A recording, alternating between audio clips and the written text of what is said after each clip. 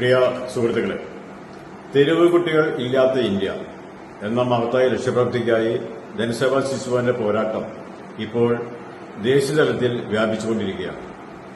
രാജസ്ഥാനിൽ 6 സെന്ററുകളിലെ ജനസേവാ ഉഡാൻ അക്കാദമി എന്ന പേരിൽ നമ്മൾ ആരംഭിച്ച ആ വലിയ പ്രസ്ഥാനം ഇപ്പോൾ ഏകദേശം 900-ൽ പരം കുട്ടികൾക്ക് നല്ല വിദ്യാഭ്യാസവും നല്ല ഭക്ഷണവും നമ്മൾ നൽകി വരുന്നു.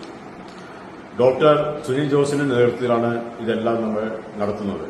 അതോടൊപ്പം തന്നെ യുപിയിൽ അവിടെയുള്ള സിറ്റി ഇന്റർനാഷണൽ സ്കൂളിന്റെ സഹകരണത്തോടെ യുപിയിലെ ലാക്നോയിൽ നമ്മൾ ജനസേവ വൻധാര അക്കാദമി എന്ന പേരിൽ അവിടെ നമ്മൾ പ്രവർത്തനം ആരംഭിച്ചു. ഇപ്പോൾ 100ഓളം കുട്ടികളാണ് അവിടെ പഠിച്ചുകൊണ്ടിരിക്കുന്നത്.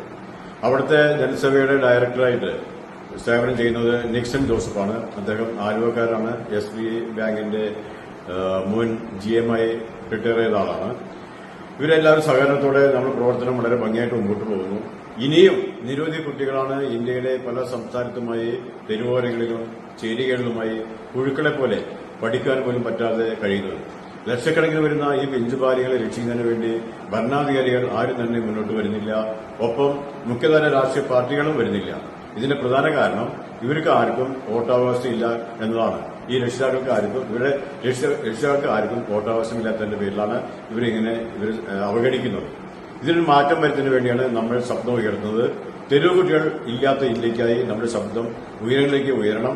ഈ പാവം കൊച്ചുമക്കളും ഭാരത മക്കളാണ്.